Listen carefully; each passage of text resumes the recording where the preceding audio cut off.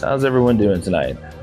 If you don't know, I'm Kyle Adams. I'm also known as Captain Spish. That's what my business is named after. If you want to know what Captain Spish came from and why I named myself that, you can ask that in the Q&A portion, or you can see me at my booth. I'm just over there next to the tie-dye lady. So anyhow, I'm here to talk about greyhound behavior specifically, but also dog behavior in general. And as you know, the greyhounds are kind of a fairly unique breed, to say the least. Very laid back, but also bursts of energy. I kind of like that with dogs, having a combination of lots of energy, but also knowing when to chill. That's a quite valuable asset for people with pets. With a lot of my clients that I work with, that's a big challenge of theirs, is getting enough exercise for their dogs. Because the dogs they have are working class dogs, German Shepherds and herding type dogs that need a lot of exercise and a lot of mental engagement just to be healthy and happy. Need so much more enrichment than the average dog. And the Greyhounds, they're what most people want the pet to be. A dog that waits at home for them, is pretty well behaved most of the time in general, and is very happy to see you when you come home, and either will go for a walk or not and just hang out with you. And it's kind of an ideal pet. So as you can see. But sometimes I, of course, have been called in for greyhounds that have behavioral issues, such as reactivity to other dogs, overexuberance of prey drive, which is something that isn't necessarily, it can be redirected, but not necessarily helped with these guys. That's a very deep instinct. And counter surfing. Who in here has a dog that loves to just swoop on that counter, slide along and get everything? Not as many hands going up as I expected. I have bull terriers mostly, and they're short, squatty dogs. The counter's not usually in their purview, especially since they're no longer, not really more than knee high most of the time. But so first of all, if you have a counter surfer, you have to make sure that you don't make it a game when you catch them. So if they get an object, you can't necessarily pursue them and make it very fun, unless, of course, they're going to poison themselves to death. And there's the thing about dog behavior and working with dogs with behavioral issues, is there's always a balance between keeping them from hurting themselves and others, and also not encouraging the behavior. But, safety first. Make sure they don't hurt themselves and others. But I usually go in with an attitude, instead of panic and readiness, like a quarterback trying to capture someone or a linebacker trying to tackle someone, is to go in with more distinct energy that's focused and quiet, and just pursue them with that, for that object, because you don't engage as much. I tell people, look down your nose at your dog. Like, stay up here, keep your head up, look down like this. Because if you're doing this and bending down, you're engaging with them. This is you to them. You just think about how they go around. They're always face to face. It's another reason they jump up. We'll get to that later. But it's kind of connected with the jumping on the counter as well. But if you're keeping your presence up here and your energy low, and you're not making it too fun for them, you devalue the behavior to some extent. You're not rewarding it, because that's a big part of counter surfing too, is that they get this consolation prize of being able to keep something away from you and making it fun. So once you get the object, take it away from them carefully and steadily. Don't rip it out of their mouth. Just very steady pressure, and then encourage them and tell them when they're doing a good thing, that they release that object. First things first, make sure there's nothing on the counters they want, if you can really help it. A lot of times I'll tell clients, if you can totally clear the counter of anything dangerous objects, poisonous objects, food you don't want to lose, or objects you don't want to have damaged, because it's not always food. Sometimes, because of the game aspect, they like taking your glasses from the counter, or a knife. I had a client that got stabbed twice by their dog because it took a knife and was running around with it and swinging it, and hit the person in the leg a couple times. So you have to watch out for that. But keep it as clear as you can, if possible, number one. When they're getting up there, a lot of times I like to mostly ignore the behavior if they can't get into anything. And because if they go up there multiple times and there's nothing interesting up there, and you're not going in and engaging and making it fun or interesting, most of the time they're going to learn counters don't have stuff up there if people aren't present. Now, if you have a counter surfer that jumps up while you're present, obviously you're going to want to gently and carefully block them off the counter and redirect them somewhere. So having them go somewhere where they know they should stay, so having a place command or putting them in a crate, which some greyhounds aren't great at, but some are. Just having somewhere they know they should be can also reduce the risk of counter surfing while you're prepping food or so on. I mean, the dogs work through association. They know the counters are a place for food and fun and smelly things. So if they're not allowed in the kitchen while you're prepping, that can really kind of cut down on a lot of the issues. They've evolved through the decades and the centuries specifically to scavenge food and to steal food from humans. That's why humans domesticated dogs in the first place. They came into our campsites because we got food, and they snatch the food and they run off. So it's deeply ingrained. It's a part of who they are. It's not worth being mad at them for it. So try to keep those emotions down. Sometimes we waste a lot of our emotional energy being upset or sad or angry about a situation that just is what it is, and the energy is better used focusing on a solution and a plan than just feeling upset about it. So it's not that you don't have a right to your feelings, but try not to fuel them any more than you need to. You want to be able to put that energy somewhere better. Accept that you feel that way and move on. And that's the best way to keep moving along with dogs that have a lot of worse behavioral issues like reactivity and aggression. So knowing what your dog's motivated by, such as either affection, toys, or food, is critical. My boy Coboon is my little bull terrier. You may have seen him barking out there. He's quite boisterous. He's very treat motivated, and he's very toy motivated, and he's very affection motivated. So I have to pick which one. So most people think, oh, that must be great. You can pick anyone you want. But it's about the situation that he will accept one more than another. And knowing your dog is critical, knowing in what situations, at what anxiety levels, they'll accept either treats, affection, or a toy. Or which one of those things, either treats, affection, or toy, increases energy that you don't want when you're trying to bring their energy down. Because a less energetic, calmer dog is a more stable mind. It's more rational. It can listen to commands, it can take direction, right? So if we can keep their anxiety and their energy and their excitement down, we keep their mind more rational and more open to be able to take instructions and corrections and redirection. So you can use those objects, those things to reward, to make sure you reinforce when they're doing something good, such as stay out of the kitchen, go lay on your bed when I'm doing things on the counter. And then I, as a human, need to be responsible and clean the counter and make sure it's safe. So when the dogs go in there, they won't get into something to hurt you, stab you maybe, or poison themselves with some ibuprofen or anything else up there. So diligence and planning is very critical. And then, of course, you can use deterrents if you really want to. One of my favorites is cayenne pepper powder. It's non-acidic. It won't hurt their eyes. It won't burn their stomach. It's not terribly hot, but most dogs don't like it. And the more they sniff it, the aerosols, the more they get into whatever it is, it kind of gets hotter and hotter, and then it dies down really fast. So it's kind of a built-in correction. It usually is not too messy on counters. You can wipe it up pretty easily. It's not usually staining. And it's easily available. I even grow it in my garden just so I can use it for deterrence and give it to clients for free. Hey, put this on your counter, and most dogs aren't going to like that. Now, there are some dogs that like spicy things, just like the no-chew and the sour sprays. Maybe 1 in 3 dogs I've experienced don't like the no-chew sprays, and they don't like the sour sprays, and the rest of them think you're just giving them seasoning to something. Oh, great, this thing tastes even better now to chew. So experimentation is key, but most dogs don't like the spicy. But my wife's dog, she's a galgo. I swear it's because she's from Spain. She loves hot stuff. So sour spray it is for her. So getting to know your dog and their experimentation is very critical. But so you can use a passive deterrent. They sell non-toxic double-sided tape that doesn't feel good too for dogs specifically to keep them from getting on couches or counters or whatever you don't want them to be on if you're not home. But I still think the best way is to make sure your counter is just free and clear of any objects you don't want damaged or that could hurt the dog or you. But sometimes we all have limited storage, and you got to use the space you got to use. So each situation is a little different.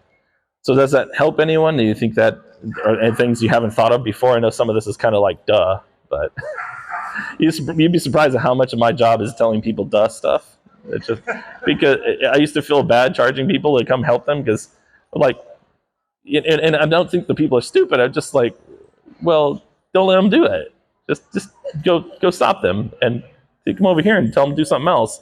Which to me is like, yeah, but a lot of people, it may be their first dog, or they've never had a dog that just, they've been spoiled by really, really good dogs that basically just take any direction you want.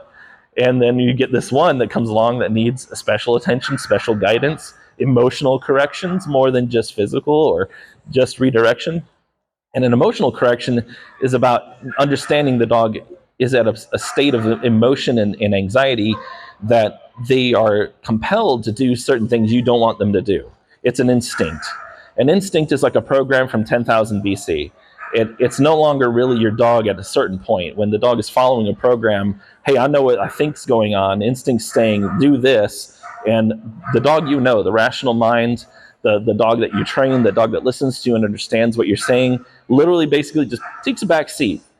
And now it's just program. And it's not your dog being mean or any kind of emotion behind it, your dog disobeying you. They can't obey you. They're not in a mind state to control themselves for what they're doing. They're just following an impulse. And we have to derail that instinct, that impulse, through either putting an input that impulse isn't ready to take in. So for instance, when I have a dog that wants to harm me, because I work with dogs that no other behaviorist trainer will deal with.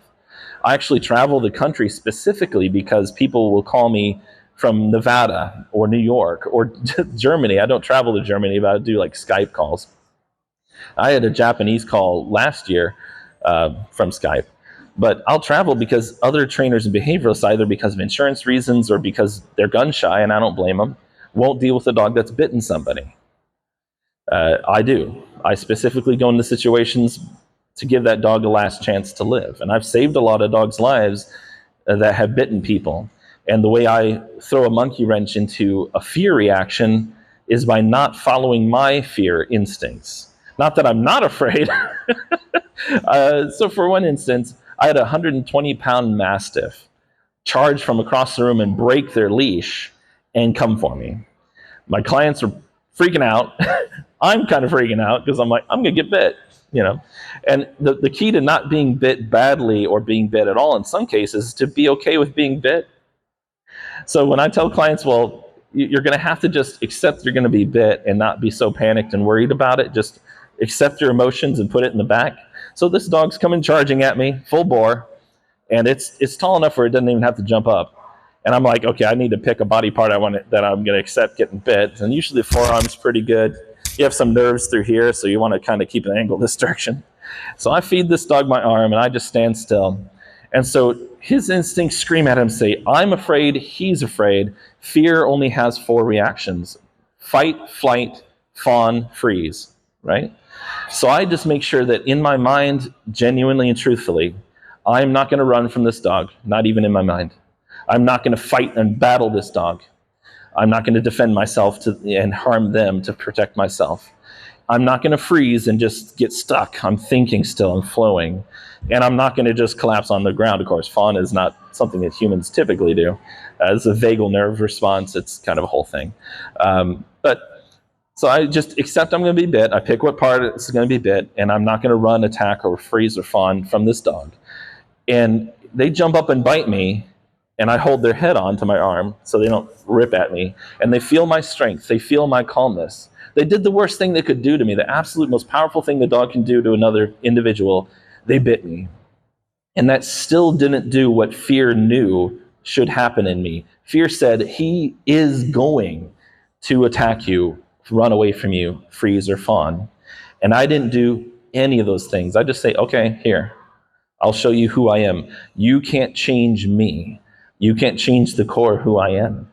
Your fear won't make my fear react that way. And to a dog, that's ultimate power. How much more strength can you have to override your instincts? The same instincts they have. They have no concept of that. So when they bit me and they felt the calmness and the strength and the resolve to connect with him, he let go, peed himself, and ran to the corner and shook. This 120-pound Mastiff that just bit this 250-pound guy peed itself and ran. It should have been me. The roles are kind of reversed there. But it's so the true act of love, in my opinion, that's where I get it from. That's how I can do that. It shows them power and strength that isn't force. It's immovability. My heart couldn't be moved. My body couldn't be moved. So one of us had to. One of us had to change. And because that dog didn't know how not to react to fear, he had to pick one of those choices, and he ran. And then I went to him gently and calmly. All he's giving it out, because I'm not trying to corner him, to touch him and show him, you bit me, I showed you absolute power, and I'll come and use that power to help you. And that dog never bit anyone ever again, even though it bit 4 people before me, because it knew, well, not all visitors are going to respond the same way. Not all visitors are going to follow fear, and not all visitors are going to be kind about it. But this guy was. And I broke a cycle. Not that I went in there trying to get bit. I tried to avoid that at all costs. But that broke a cycle in that dog's mind. It threw a wrench in what fear said should happen. And that's kind of the way we have to deal with anxieties and fears sometimes. Hopefully not that you'd get bit by your dog. But we don't let their anxieties overwhelm us or fill our hearts. We vent that anxiety, we breathe, we remind ourselves we're people. We're not down here with them. We don't get drug into their world.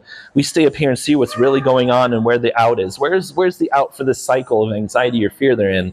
And let's constantly redirect them that way and show them that we feel anxious too. We understand you're upset. We're upset for you, but the one that's being weird isn't necessarily the dog that's triggering you, the people that are triggering you, or the situation that's triggering you. That's the world. That happens. But you're the one that's reacting strangely. So you don't need to not be afraid, dog, right? I never tell a dog not to be afraid. I don't tell clients not to be afraid. And I don't tell dogs or clients not to have anxiety. You have a reason, you have a right to feel those ways. That's your brain telling you something's wrong, something's going on. But it's your responsibility as humans to override that instinct and think, yes, there's anxiety, there's a reason for this. My dog might bite this dog, someone might get hurt. So instead of being pulled into that reality, let's stay up above. How do I avoid that? What's the plan? What happens if this dog reacts this way?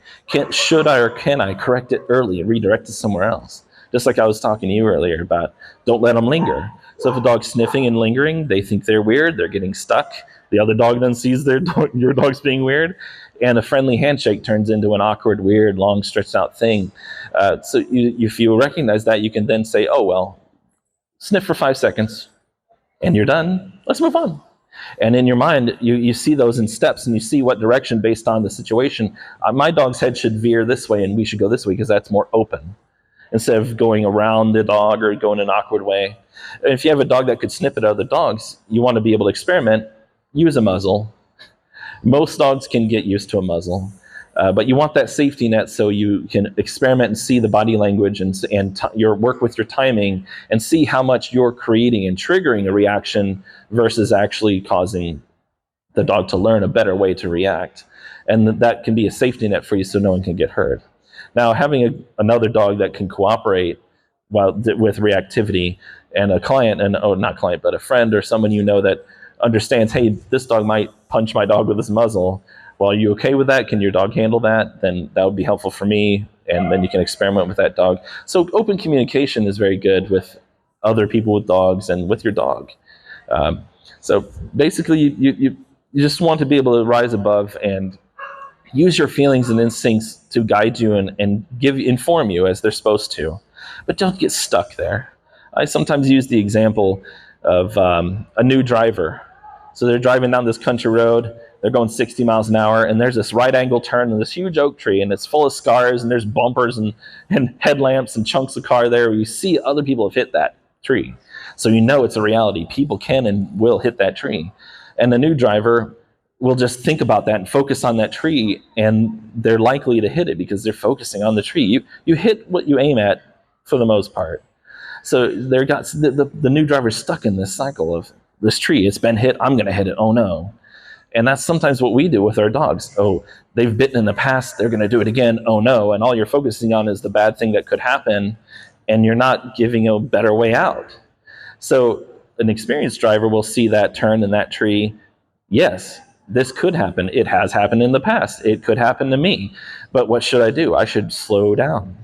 I should focus on the curve and where I go. And even if there's a variable you couldn't predict, like an oil slick or a black ice, you're still going slower and you're already veering a different direction. You're less likely to hit that tree just hard head on. You're going to maybe graze it or hit it slower. So sometimes with dog behavior, we start out with just damage control. How can we minimize what could happen so we make this the best possible experience, right, for everybody, and make sure everyone's safe on top of it? So does anyone have any questions about what I've kind of been skipping over and jumping on?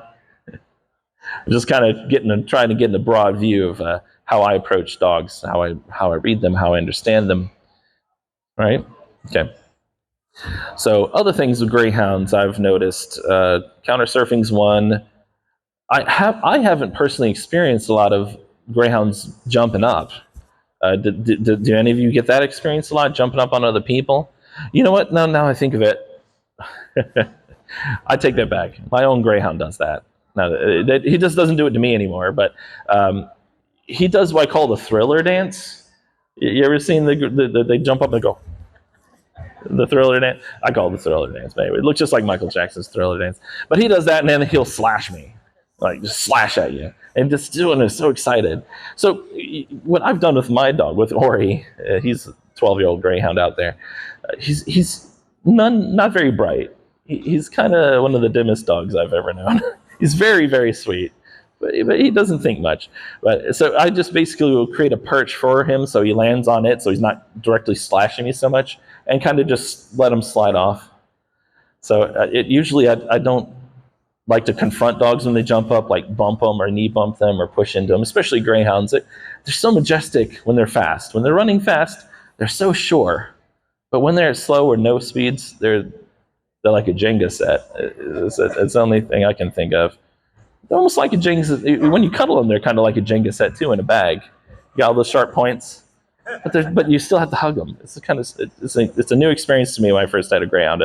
How sharp they were, but yet cuddly.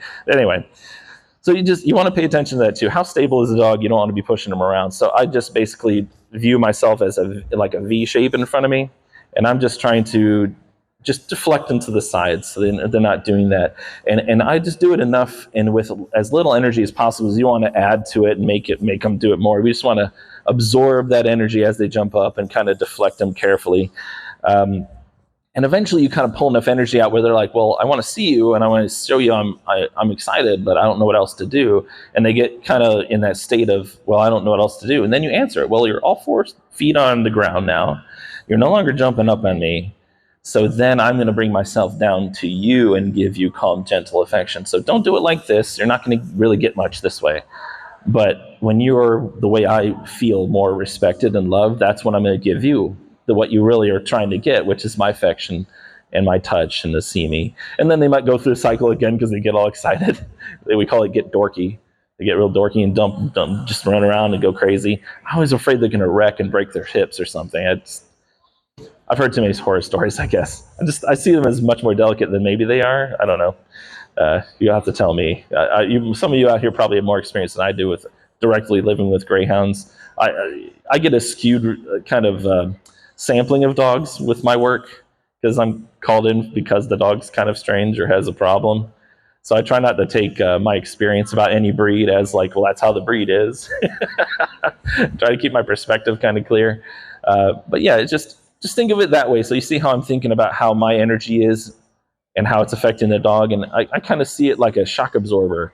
The shock absorber doesn't fight the travel of a spring in a car. It doesn't just violently rip it around. It sucks energy out slowly and stabilizes the ride of the car in the spring. It keeps the energy of the spring stable. And that's kind of how I feel when I use a leash on a dog. I just absorb their motion, or when I touch or redirect them, I absorb and calm and bring it back down. Kind of like Tai Chi.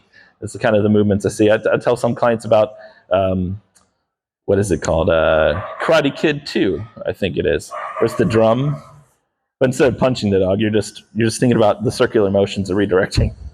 But kids these days are too young to know what Karate Kid 2 is anymore, so I'm kind of losing my relevance and I'm losing my references. I have to find new ones that make sense to the younger generation, so I don't have to explain it all. But yeah, just redirect, calm down, push it away. Some dogs, when they jump up and they're really, really insistent, then I'll say, well, redirect them to the side and step into their space a little bit. A lot of people have the reflex of when they're being jumped up on to back off, and that kind of encourages the dog to pursue. So at least stand your ground or do a slight push forward because they're really strong sometimes. It depends on your balance. So if they're really strong and they're knocking you off balance, just step into it and deflect them off to the side. And then always make sure every time you have to tell a dog no or what they shouldn't do, you want to be able to help them do something for you so you can then tell them a yes. So, no, don't jump up on me. Okay, you're on the ground. Yes, that's what I want. I'll reward that. And be willing to go through that, even like a robot, over and over again. Nope. Yes. Nope. Yes.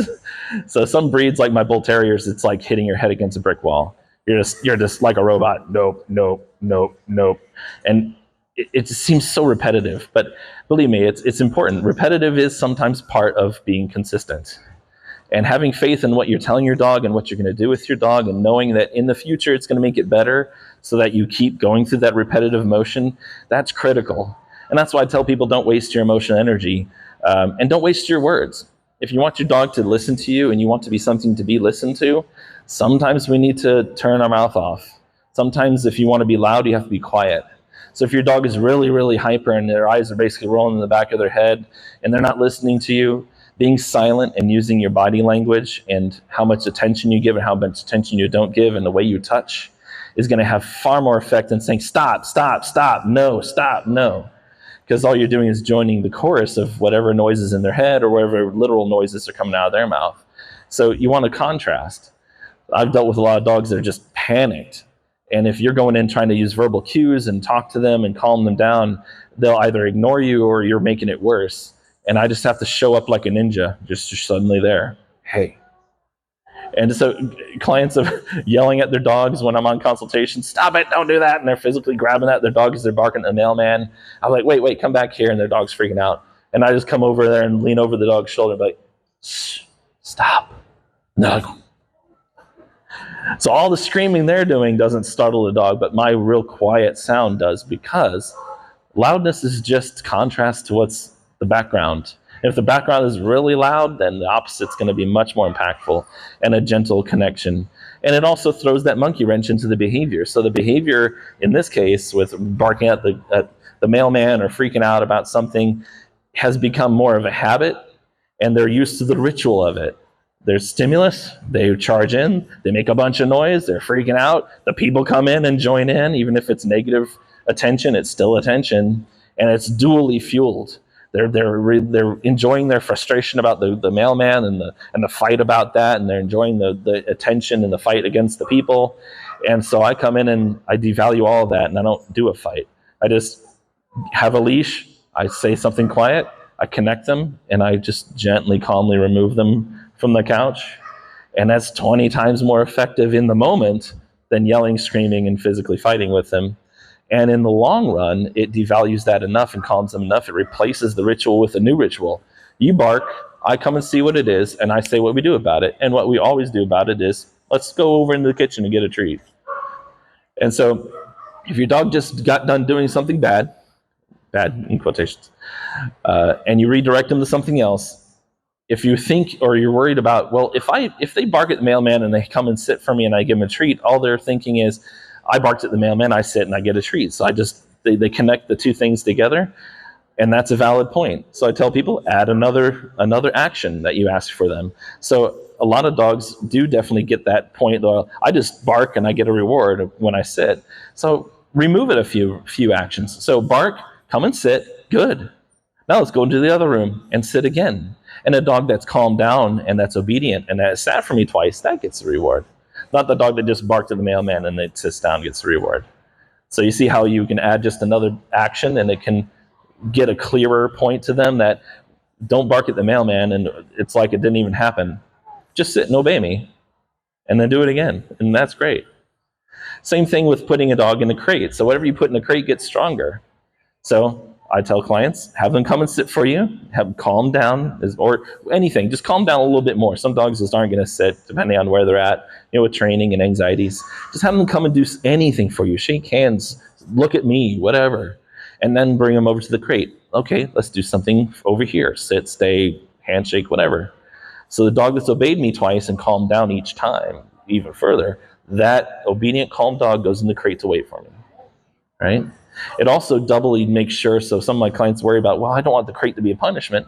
Well, if they're doing something for you, then it's part of the reward. You come and obey, you calm down, you come and obey, you calm down, and then that goes in the crate. That's good. And then when you're calmer, you're less anxious, time flies quicker, you rest, and I appear home quicker in their perception, because they're like children that way. The more anxious and upset they are, it's agonizingly long time. And the more calm and obedient they are, the time passes faster. And that can help reduce separation anxiety, which that's probably another problem that greyhounds, in my experience, have. Anyone here have greyhounds that are just attached to your butt? Like, oh my God, I'm really, like, my wife's galgo. I've tried to help her with it, but you can't be a prophet in your own town. I tell her all the time, it's like, you believe in what I do. I tell you what to do. I tell you the same things I tell clients, and you just don't do them. She's like, I don't know. Okay, well, it's your dog. But her dog, Elle, is attached to her. Like, she'll go just 50 feet away, and Elle's like, oh, oh, oh, oh. Elle can't be crated either. She's one of the few dogs I've owned that just can't be crated, because she just, at all costs, she'll escape that crate. I know she'll harm herself. And that's okay. That's something else that people don't know. There's a lot of dogs that can't be crated. They just can't. It's not ideal. I believe it's something all dogs should have that skill to be able to be crated, because at some point in their life, they're probably going to have to be crated. So you might as well practice with that and make them cool with it. Just like I think all dogs should also be used to be muzzled, because at some point they might need muzzled. What if they break their leg, break their toe? There's a medical procedure your vet has to do, and I don't know about you, but there's some pain that if biting was in my purview, if this mouth got bigger, I'd probably bite people over it too. It's just because your dog's very friendly and wouldn't usually bite someone doesn't mean there's not pain response that would just make them reflexively react. Remember I said earlier about instinct? That's an instinct. That's not your dog biting someone. That's instinct demanding that they bite because of pain. Pain can make a dog act totally different than their true self. My Coboon loves dogs, sweet, tolerant. I use him to rehabilitate dogs that are fearful and aggressive of other dogs. What those dogs need is a dog that's truly trustworthy, one that wants to engage, but if that's too much, all they say is, hey, that's too much, and that dog accepts it, respects that feeling. Oh, well, I won't focus on you because I'm not here to make you upset. And if they're challenged, oh, I'm not here to challenge you, I'll healthy avoid. So if they challenge him in the face, he'll just look away, not in a oh crap way, but in a, oh, well, I'm not here to do that with you. And Coburn lets me deal with that dog if it's going too far. He trusts me that way because I've proven myself. But every dog that is aggressive to other dogs is really about broken trust or lack of good experiences or lack of experience at all.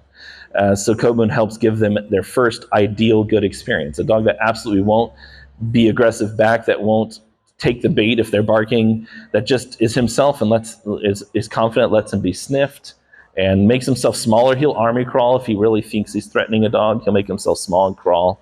He does all he can to make sure he shows that dog respect of their feelings and that he knows what to do, even if what to do is nothing.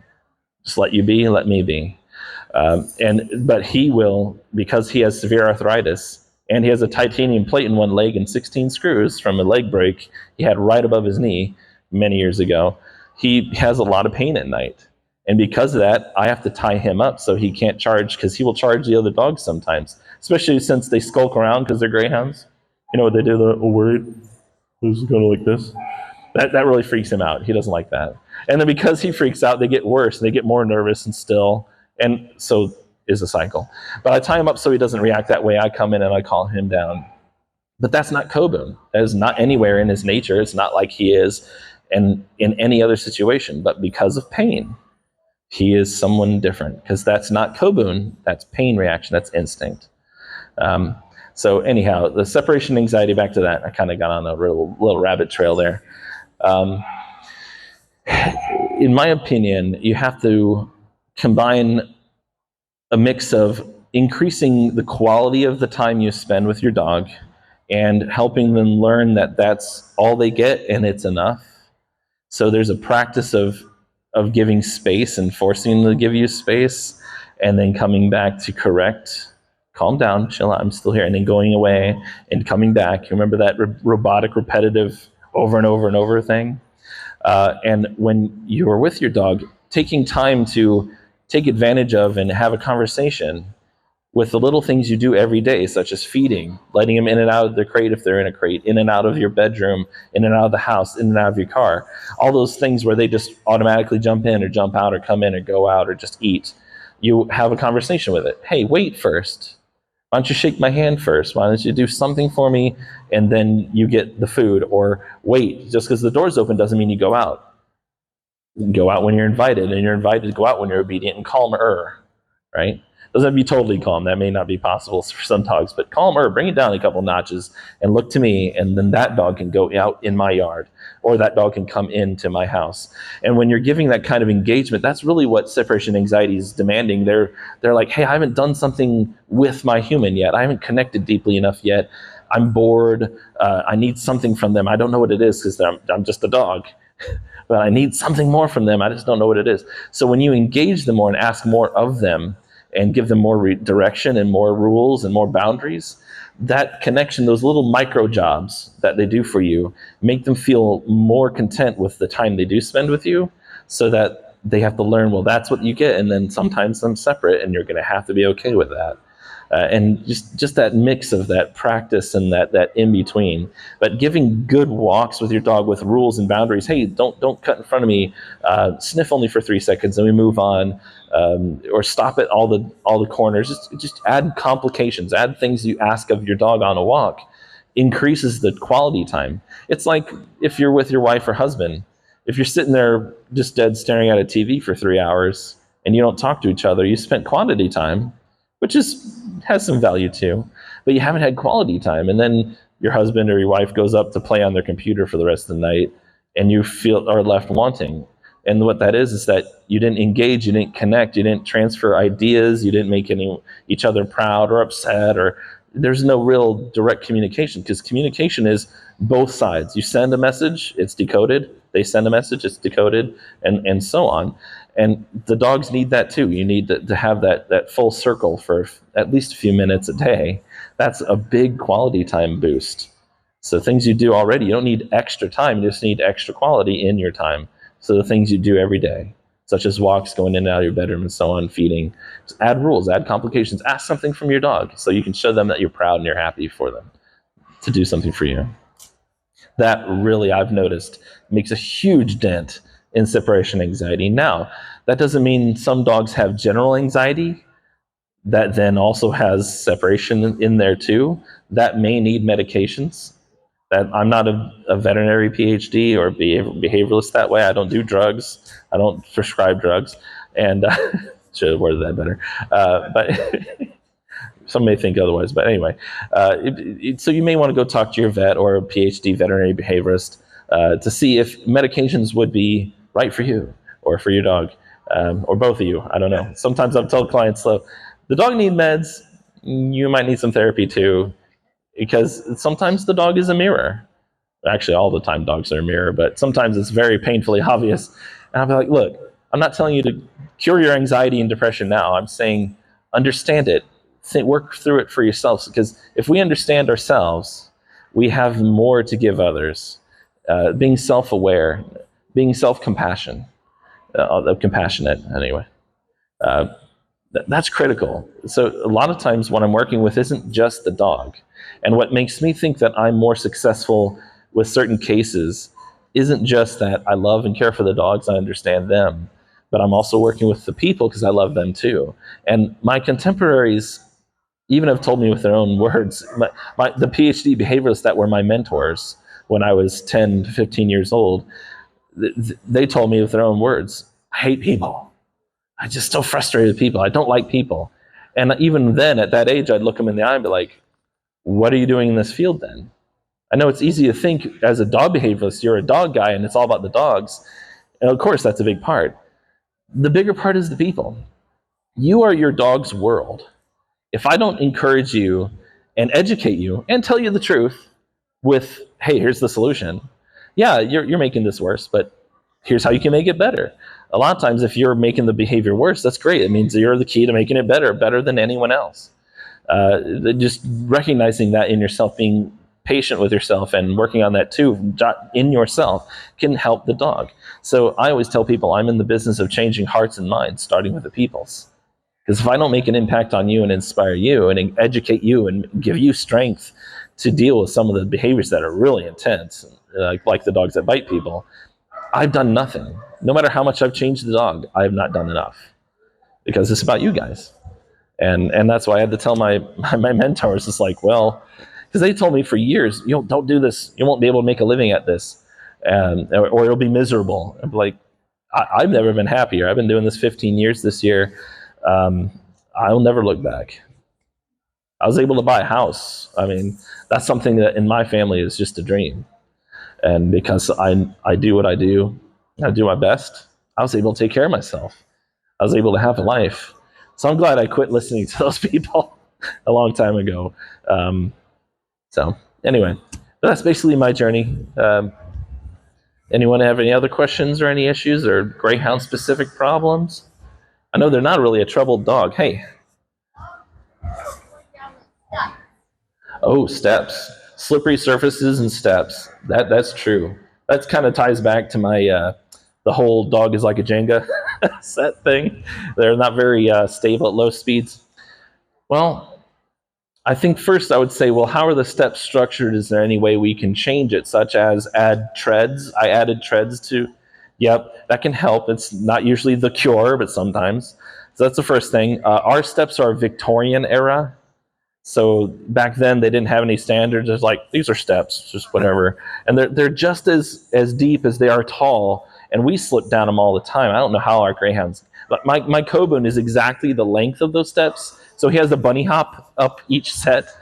I'm waiting for the day he can't do it anymore. I'm kind of upset about that. But I can't change it because they're Victorian steps in an 1890s home that I'm not going to be able to change the geometry to make that better. So sometimes avoiding the steps, if you can't change it enough to make it truly safe for the dog, is of course key. Accepting that reality sometimes is important. Adding treads if they're good steps and they're physically able to go up and down them. But I think taking your time and being patient and physically moving the dog or holding on to them in a way that encourages them to move and shows them gently how to move their feet, just one step at a time. That has helped a lot of clients' dogs and helps you be patient and calm because they take a lot of cues from you. So if you're frustrated and upset, just go up the stairs. That's going to make it worse. And if you don't make them go up the stairs, that's not going to change anything. So you have to have that mentality of finding that middle ground, that balance of how can I move their feet and communicate with them and move them physically up, and how much is too much. Take 2-3 steps up and then you can go back down and go away, and just don't let them run away. If they get down the steps after going up a few and they run away like it's something to retreat from, get a hold of them and bring them back and have them touch the steps again, and then let them go away calmly. Because what a dog does after an incident is sometimes more important than what happens during the incident. So even if he successfully went up a few steps and then he was able to retreat or run away from the scary steps, all he remembers is he escaped the steps. So we want to retcon that. We want to bring him back and show him the steps and make him either treat off the steps or do anything that gives him pleasure, and then let him calmly leave the steps. And then you bring him back to the steps later in that day if you think he can handle it. Watch how much they can take too. If you're just repeating things too frequently to the point where it's stressing the dog out, that releases a lot of chemicals that keep memory engrams from being written. Fear stops memory engrams from being written, and you're actually not helping the dog learn anything except for to be emotional about the situation. So watching how much they can take and accepting that and working with that is critical. But yeah, just a few steps at a time, and then let them go and let them retreat, gently, and just do that over and over again. And if it's all steps or certain types of steps, if you can find steps that are shorter distances, like outdoors or in another spot or at a shopping center, anywhere, of a friend or neighbor's or family member's house, there's fewer steps and they're still nervous about them, but it's something that you can get up like 4 or 5 steps and accomplish it. That is practice still. You don't have to practice with the specific steps that they're scared of. You can find an easier way to confront and deal with this. So you see it more scientifically. How can I control the variables? How can I make this easier but similar so we don't have so much to bite off, the dog and yourself, and that we can accomplish and succeed and be proud of them, and then just step that up bit by bit wherever possible. And then I've had dogs where I've had to, I wouldn't maybe recommend this with Greyhounds with their general temperament, but I have had dogs where I'm like, okay, well, this just needs to happen. And I'll kind of like walk them away from the object and then kind of run them towards the object and use the momentum, just kind of semi-drag them up, not like really rough, but firm. Let's go up these steps. We're just going to do this. And they go up the top of the steps and you're just like, okay, it's normal. So sometimes praising them after the fact makes it weird, and it marks it as something strange rather than dogs go up steps, and that's fine. We may have ran up them. I may have drug you up them kind of, but now you're up here. Big deal. Whoop. Let's move on. So that's where knowing your dog is important too. Do you have a question?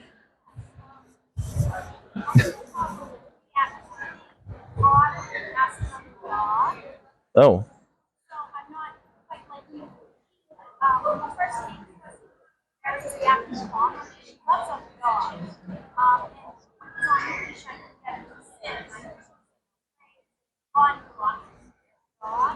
Mm-hmm.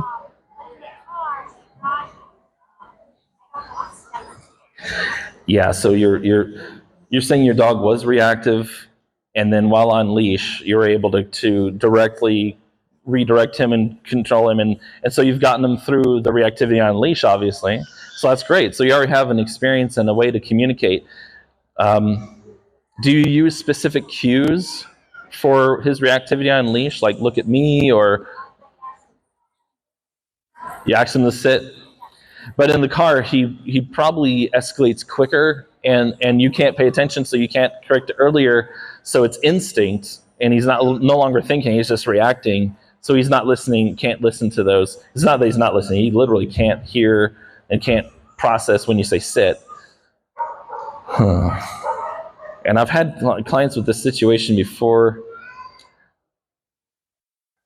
Something. And it's always different with each dog. Have you? He rides in the back, right? He rides in the back seat. He doesn't ride up front ever. That's good. You don't want the airbags situation.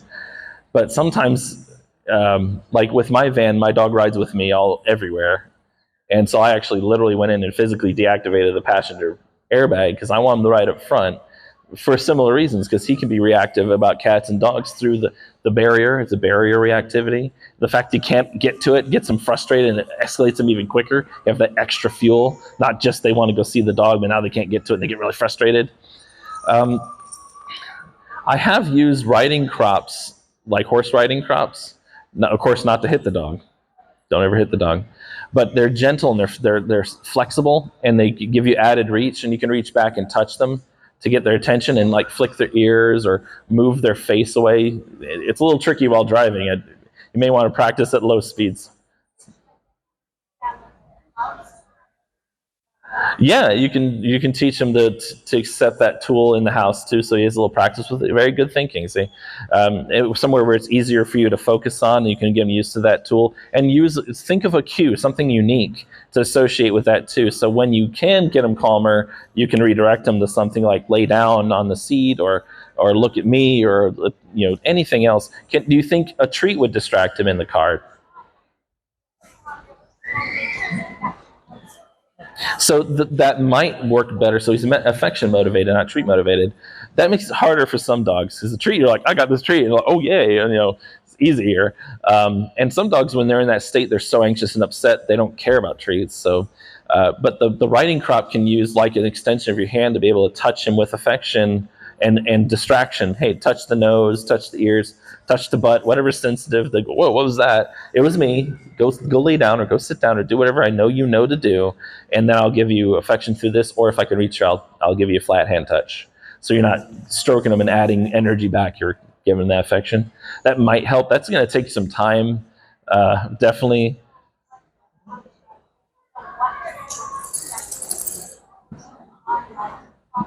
Yeah, so you didn't know what steps to do and exactly what to do. And you could also cheat a little and maybe visibly block off using cardboard or anything to block the window, so you reduce how much he views. So even if he can see out of the other windows that you're using to drive safely, the one right in front of him, it breaks it up and it gives you a window, but not him a window, but you a window to correct him and redirect him because it breaks that visual. So it might be something you can temporarily do. in your car if you're willing to do that can kind of assist a little bit, right? You had a question? Someone else had a question? Park the car. Oh yeah, park. Have people have friends walk the car. Yes, simulate it. Yep. And when you're not moving, Yeah. So that's a great suggestion that I sometimes suggest, but I kind of already assume people don't have friends, but I probably should quit doing that. But yeah, if you have, but because a lot of my clients don't have friends with dogs or people that have time or availability, but there you go. Borrow people. Yes, I tell people go to shopping centers, borrow some PetSmart. Yep. Go somewhere you know dogs might be. Yep. See. Group sharing here is a great idea, and so but it's basically ties back to what I said earlier. It's like science. Create a situation, a simulation of it where you can control variables to some extent. A very important variable to control is not crashing your car. So that's very good. Thank you for suggesting that. Do you have a question? I have a dog that overcorrects. A dog that overcorrects other dogs? She's not aggressive about it. She's definitely just asking for space, but it's definitely more than needs to happen for like a simple sniff. And I don't know how to help her work through the big feeling that she's having that she feels like she needs to overcorrect. Yeah, some dogs are real diva-ish that way. It's like, rah, so they overcorrect with not true aggression, not harm, but it looks terrible, right? Big mouth open, big bunch of noise. Usually what I suggest in that case is start paying attention to what the dog doesn't like, and you get involved. So I will usually go in and either pre-correct or correct in the moment while they're freaking out, or right before if you can help it, and say, hey, I see you don't like that dog sniffing your butt right now. You don't like dogs being near you when you're laying down. So stop, look to me, I got this. And then you go do it. When she sees that she doesn't need to blow up to get the reaction she wants, that you will come and correct her, she should start stepping that down, where she can just more healthily say, hey, stop that, and be like, okay, I got this. Oh, man, that was really loud all of a sudden. Say, hey, I got this, and I'll deal with it. And I tell clients that all the time. Dogs shouldn't have to self-manage their own situation and their boundaries. You should be involved in a lot of that. You should see that and get involved. That's why I can have 25 dogs in the back of my van, because they know I have a 7-inch, well, they don't know I have a 7-inch monitor, but they know I see them somehow magically. I have a 7-inch monitor with a night vision camera. I see all of what you're doing while I'm driving, like a rear view mirror, and I'll correct them. Hey, I see that. Don't do that to that dog. And so all of them are stable, and they don't fight and cause problems because they know they're watched and managed, and they don't have to take it so far for themselves, that they'll be supported. And I have pack members. I have my own dog, Mimo, I used to have. He passed away last year. But he was like my right arm back there. He would see ahead that dogs are getting annoyed. He'd go in and distract that dog or tell the other dog to back off, and he'd physically block them. And if a dog is really scared, he would see that, and he would push the other dogs away, nuzzle them or nip them a little bit, and he'd lay down in front facing the opposite way from that dog to give it a safe space to chill. And so those are the kinds of things we can do. I learn a lot of what I do and how I communicate with dogs from the dogs, from really intelligent, healthy dogs that are natural born leaders, which is very rare in the dog world, to be able to, here's how I get involved. Here's how I can correct that. Are we at time here now? Got another minute or so. Yeah, the guys before me went over about 15 minutes, but I'll not that I'll make that your problem.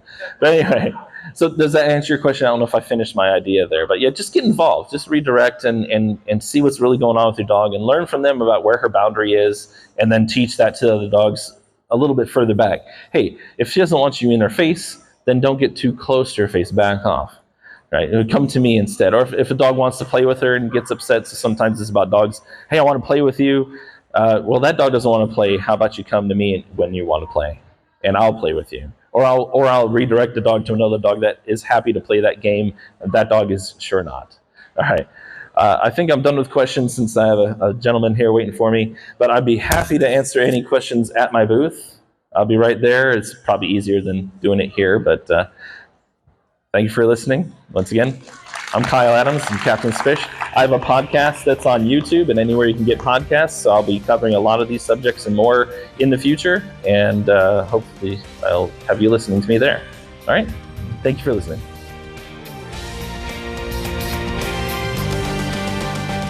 It was unconventional, but it worked.